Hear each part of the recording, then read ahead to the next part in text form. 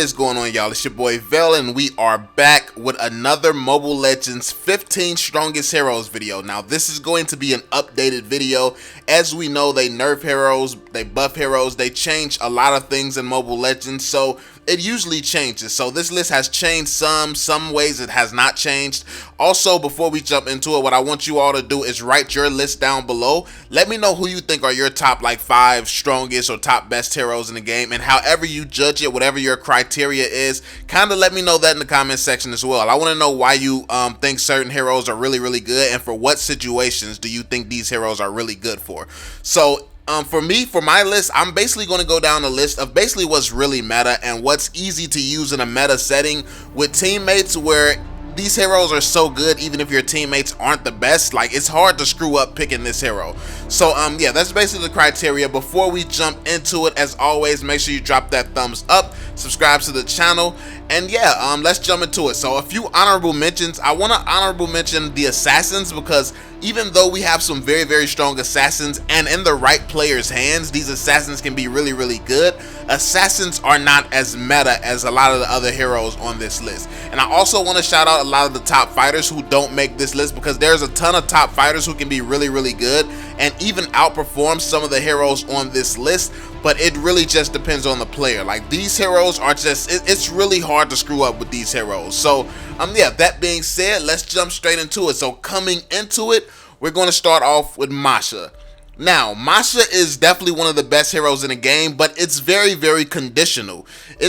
You have to have a decent team. Like, so many times I see a team with like all squishy heroes and there's no tank on the team. Then you have Masha split pushing. If a team doesn't have a tank, if a team does not have sustainability and everyone on that team is squishy, having a pick like Masha is going to put your team at a huge disadvantage, because in order to use Masha, she's much more effective when you have 4 teammates who can hold off the enemy team by themselves. You need heroes who can take on a 4v5. If Masha's like, if you have 4 marksmen on your team, for instance, and then a Masha, chances are early game those marksmen are going to get destroyed by the other team. So without a hero there that's actually useful to the team, yeah, Masha pick will be bad. But to be fair, that's just an example. If there was 4 marksman picks, those are bad picks anyway. But I mean, yeah, so basically it's conditional. Masha is a very conditional pick, but if those conditions are met, she's one of the most unstoppable heroes in Mobile Legends. Moving on, we have Kimmy. I think if Kimmy gets a good start, like, her early game is absolutely insane, and if she gets fed, she just snowballs so strong. Like she's unstoppable once she snowballs. And I think that if you do have the right person peeling for you, you do have the right support in your lane, you're really capable of really invading, taking the enemy's jungle, putting the enemy's side behind, making sure you stay ahead. I think Kimmy is one of the best farming heroes in the game. Obviously there's some that can do it a little bit better, but yeah, Kimmy can be absolutely insane, and you all know, like, we're not going to go too deep into it. You all know how good Kimmy can be. Next, we have Grok. Grok is still one of the strongest tanks in Mobile Legends, and honestly, I don't see a time where he won't be, unless Mobile Legends does some type of crazy weird nerf to him or something, I don't know why they would do something like that. But yeah, I think that he's always going to be one of the best, because in Mobile Legends, it's such a fast pace that rotations, invading, and stuff like that is just super powerful. It's super effective, and it's always going to give your team the advantage if you can successfully invade, if you can successfully yeah, take the enemy's farm and the enemy's jungle and stuff like that. You're always going to have the advantage, and I think Grok is one of the best tanks at doing that. So as long as Mobile Legends is how it is, Grok is always going to be super effective. And speaking of Kimmy, Kimmy and Grok, that combo by itself, it's almost unstoppable. Like, it's very hard to lose when you're using that combo if you two know what you're doing together. So yeah, that being said, next we have Kufra. Kufra is another very powerful tank. I think what makes Kufra so powerful is his ability to attack. Now, even though his wave clear isn't as good as Grok, his farming is not as good as Grok, he, like, early game, you can start off with him catching somebody off guard, with him stopping them in place to where they can't move, and then it's just whoever he's laning with, that's just an easy kill for them. So he can set up easy kills starting from the beginning, and I think that that's where he kind of beats Grok at. So their strengths is pretty different. I feel like early game you can secure more kills using this hero as opposed to like using Grok.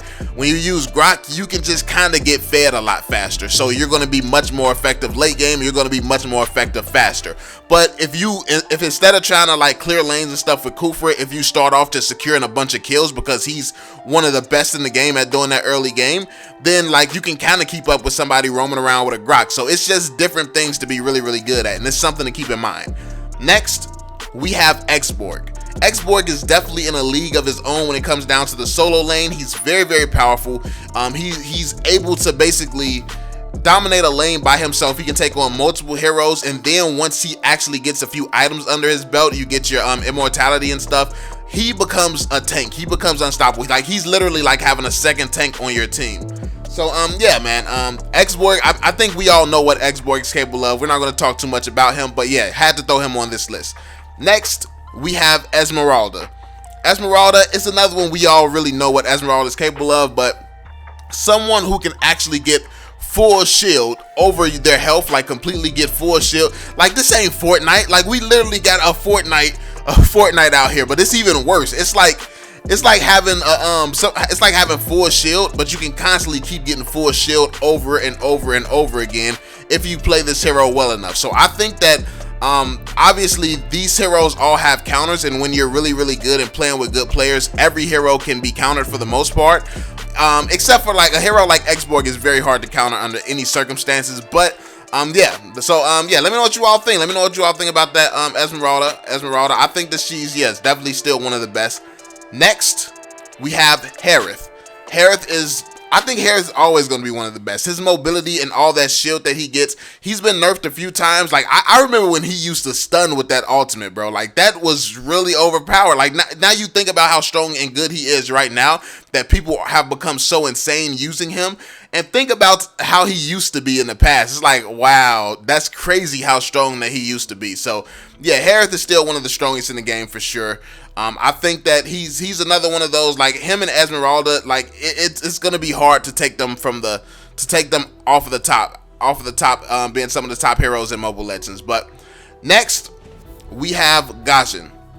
Now, this hero is pretty interesting because we don't see him used a lot at pro level, and I think that that's another distinction that people need to realize as well. You can't play games like you're a pro, because pros do things based around the people that they're going against. When you're just playing regular ranked games, it's all about killing. It's all about killing, rotations, and just, yeah. If you play as a team and just kill, that's all you really need. You don't need it's not complicated. It's not complicated at all. So a hero like Gashin, who has the potential to wipe out an entire team time and time again, like, Gashin will be insane, because 9 times out of 10, the enemies that you're going against are not going to use some type of pro level strategy to counter Gashin, which pros can counter Gashin quite easily. But just regular people you come across in ranked, chances are they're not going to have that type of teamwork where they can counter it.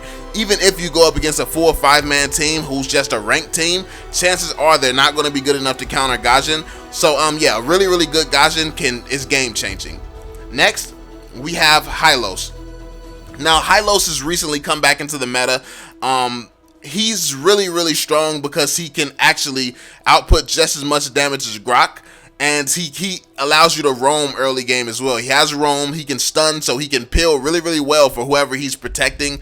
And I think that that's very valuable. And honestly, I was talking about how he was good like years ago, like a year maybe 2 ago, about why he's so powerful, and I wanted to see him in the meta back then. But it's great that people are now starting to realize how good Hylos is and how good he's always been. So yeah, Hylos is back in the meta, very powerful. He's used now to counter Grok. So yeah, make sure you all definitely try that out if you haven't.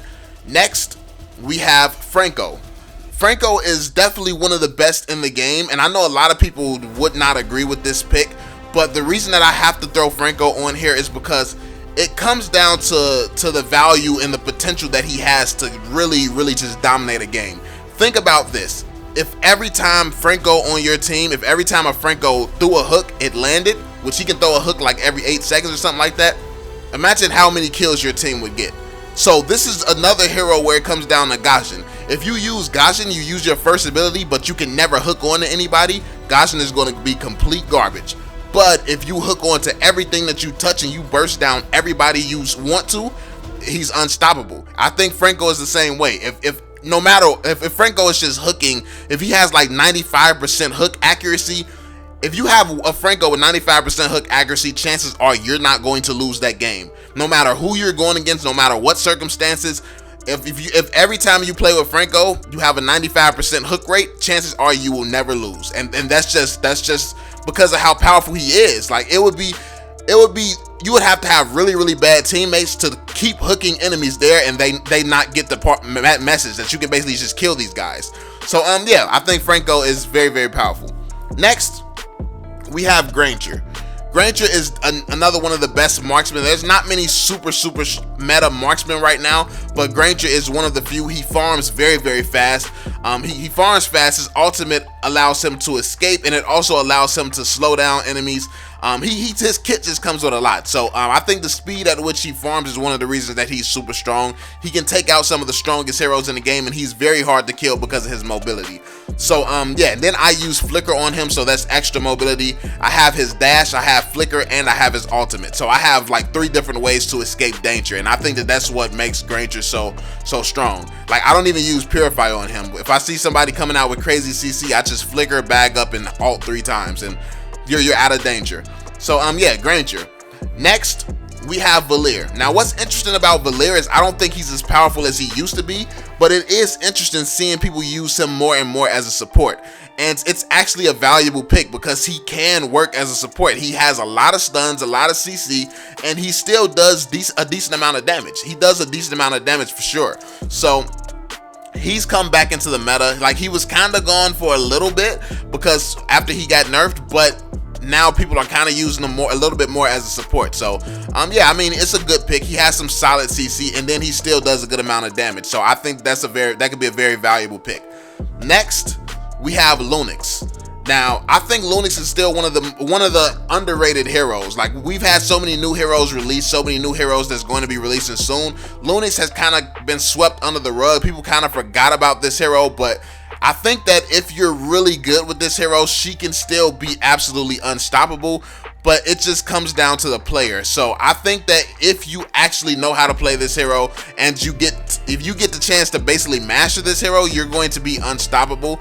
She can take on just about any hero in the meta heroes, non-meta. She can take on anyone. So yeah, if you get good with Lunix, she's definitely worth the pick.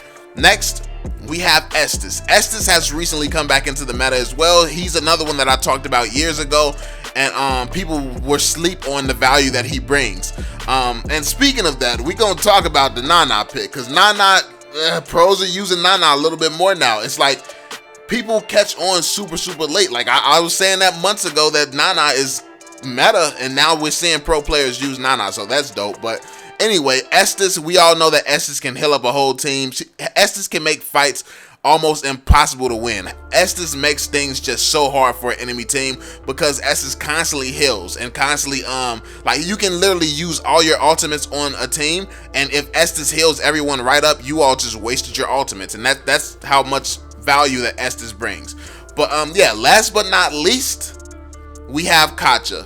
I think Kacha is definitely has to be on this list because it's a guaranteed kill anytime you have Flicker up. As long as you're just grabbing people every time you have your ultimate up, you never let your ultimate go to waste. You're constantly using it, constantly rotating, and getting whoever you're roaming with, probably the mid laner, you're getting them easy kills, then yeah, you're going to be unstoppable. You're going to be able to win that game quite easily. Kacha does a decent amount of damage, especially when he gets fed. So Kacha can wipe out people by himself, especially a squishy. Like Kacha can take on a marksman once Kacha gets fed.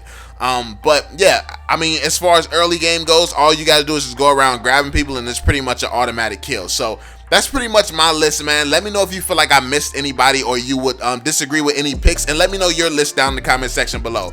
As always, be sure to drop that thumbs up, subscribe to the channel if you're new for more Mobile Legends content, and I'm gonna catch y'all on the next one, fam.